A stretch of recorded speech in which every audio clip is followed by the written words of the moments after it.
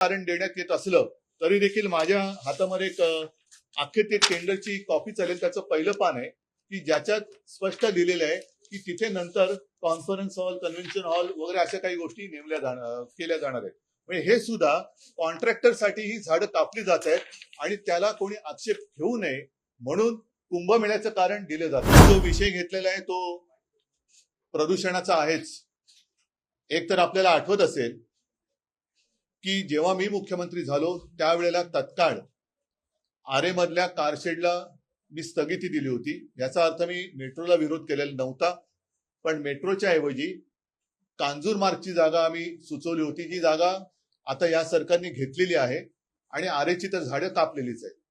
आता हे जे काय प्रदूषण आहे हे आरेची जी झाडं कापलेत त्याच्यामुळे नक्कीच वाढलेलं आहे आणि नियोजन शून्य विकासामुळे, विकास जो म्हटला जातो नियोजन शून्य, जिकडे काही नियोजनच नाहीये आणि कॉन्ट्रॅक्टरचा पूर्ण विकास करण्याचा जो काही एक आटापिटा चाललेला आहे त्याचंच हे प्रदूषण आहे.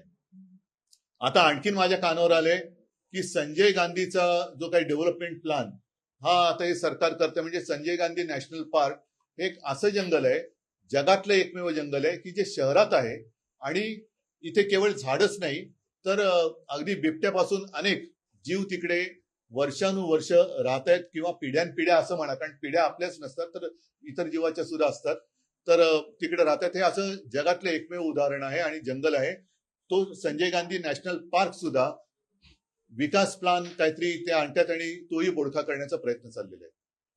हे जसं मुंबईत चाललंय तसंच दुसरा हा एक मोठा घातक प्रयत्न ते जे करतायत ते नाशिकमध्ये करतायत. नाशिकमध्ये पुढच्या वर्षी कुंभमेळा होतोय. कुंभमेळा व्हायला पाहिजे कारण गेल्या अनेक वर्ष, अनेक शतक हा कुंभमेळा होतोय.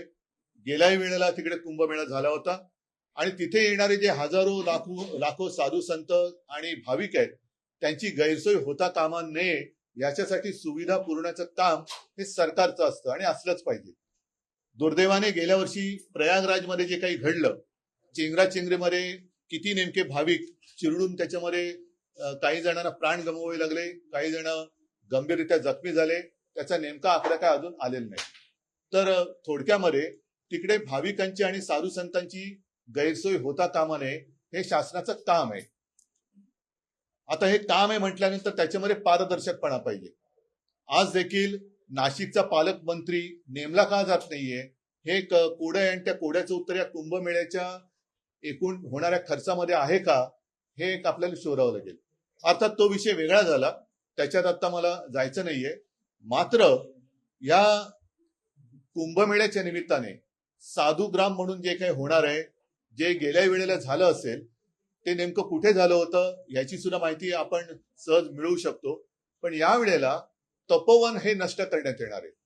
आता तपोवन म्हणजे जिथे प्रभू श्री रामचंद्र, सीतामाई, लक्ष्मण हे काही काळ वास्तव्यास होते अशी एक आपली मान्यता आहे.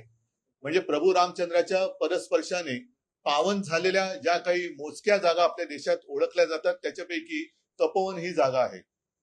खरं म्हटलं तर इकडे आतापर्यंत काहीतरी एक श्रद्धेचं ठिकाण निर्माण करण्यात यायला पाहिजे होतं, कारण तिथे जवळपास 60 प्रकारची वेगवेगळ्या प्रजातीची झाडं आहेत, त्यातली अनेक ही औषधी वनस्पती आहे. ही झाडं सगळीच काही शेकडो किंवा हजारो वर्षांची नाहीयेत, तर झाडं सुद्धा रिजनरेट होत असतात. म्हणजे जुनी झाडं जाऊन त्यांच्यापासून नवीन झाडांची उत्पत्ती होत असते.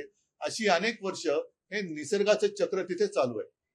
थोडक्यामध्ये या तपोवनाने आपल्यापेक्षा जास्त कुंभमेळे अनुभवलेले असतील, पाहिलेले असतील आणि मुख्य म्हणजे या तपोवनामध्ये जे काही साधुग्राम म्हणून करण्यात येणार आहे त्या साधुग्राम करण्याला आमचा विरोध नाहीये, पण तपोवनात करण्यात येणार आहे त्याला मात्र आक्षेप आमचा आहे. याचं कारण ही झाडं कापली जाणार आहेत. मग प्रभू रामचंद्राच्या परस्पर्शाने पुनीत झालेली ही भूमी तुम्ही तिकडे आता साधुग्रामसाठी ही झाडं कापणार, तिकडे साधूंची व्यवस्था करणार, पण त्याच्यानंतर काय करणार हा महत्वाचा प्रश्न आहे. त्याच्यानंतर पुन्हा झाडं लावणार असाल तर मग गेल्या वेळेला जी जागा वापरली होती त्याच जागेमध्ये साधुग्राम का करत नाही आणि ही झाडं तोडणार आणि गिरीश महाजन म्हणाले एक झाड कापलं तर 10 झाडं लावणार. तर एवढी जागा जिथे असेल मग तिकडेच जर जागा रिकामी असेल तर तिथेच साधुग्राम का नाही करत?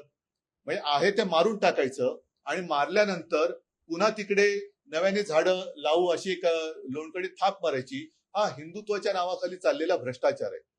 याचं कारण असं की आता कुंभमेळ्याचं जरी कारण देण्यात येत असलं तरी देखील माझ्या हातामध्ये एक अख्खे ते टेंडरची कॉपी चालेल, त्याचं पहिलं पान आहे की ज्याच्यात स्पष्ट लिहिलेलं आहे की तिथे नंतर कॉन्फरन्स हॉल, कन्व्हेन्शन हॉल वगैरे अशा काही गोष्टी केल्या जाणार आहेत. म्हणजे हे सुद्धा कॉन्ट्रॅक्टरसाठी ही झाडं कापली जात आहेत आणि त्याला कोणी आक्षेप घेऊ नये म्हणून कुंभमेळ्याचं कारण दिलं जाते.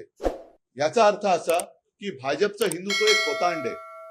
काल परवाकडेच आपल्या माननीय पंतप्रधान यांनी अयोध्येच्या राम मंदिरावरती ती रामध्वजा वगैरे ती फडकवली, म्हणजे तिकडे जाऊन राम राम करायचं आणि नाशिकमध्ये मुंह में राम आणि बगल में अदानी असं यांचं काम आहे की काय? कारण काही म्हणी आपल्याला बदलल्या पाहिजेत. मुंह में रामावर बगल में चुरी असं जे काय म्हणत होतो, आता रामाच्या नावाने ही जागा अदानी हा एक शब्द झालाय कॉन्ट्रॅक्टरचं प्रतीक म्हणून. मग ही जागा उद्या कॉन्ट्रॅक्टरच्या घशात घालण्यासाठी आता कुंभमेळ्याचं कारण पुढे करून तुम्ही तिथली झाडं कापताय किंवा नष्ट करताय, हा सरळ सरळ तिथल्या जनतेचा आरोप आहे आणि त्याच्याशी मी सहमत आहे. तिथल्या जनतेचं कोणी ऐकत नाहीये. मी सुरुवात करताना जे बोललो की मंत्री नुसते घराघरा फिरतायत, हे घरदार सोडून फिरतायत, घरोदारी फिरतायत, पण ज्यांचं ऐकायला पाहिजे म्हणजे हे ना धड शेतकऱ्यांचं ऐकत आहेत ना शहरातल्या नागरिकांचं ऐकत आहेत. वारे माप नुसता पैसा उधळला जातोय, हा पैसा येतो कुठून याचं उत्तर कोणाकडेच नाहीये. ते दिसतंय सगळ्यांना. अगदी काल परवाकडेच त्यांच्या मित्र पक्षांमध्येच आता ही साठमारी सुरू झालेली आहे. एकमेकावरती धाडी टाकून उघड उघड पैसे दाखवले जात आहेत तरी सुद्धा सगळे चिडीचूप आहेत. तर हे भाजपचं खोतांड आहे आणि म्हणून मुंह में राम आणि बगल में अदानी असं यांचं भाजपचं हे हिंदुत्व आहे. ज्या मुंह में राम आणि बगल में अदानी ह्या हिंदुत्वाला आम्ही तरी मान्यता देऊ शकत नाही. तर हे हाणून पाडलं गेलं पाहिजे. नाशिकच्या जनतेसोबत मी तर म्हणेन केवळ हा आता मी मुंबईत का विषय घेतोय, नाशिकमध्ये होत आहे, माझं काय जातंय, नाही मुंबईने भोगलंय, नाशिकची वेळ आता दुसरी आहे, असं सगळीकडे होत जाणार आहे.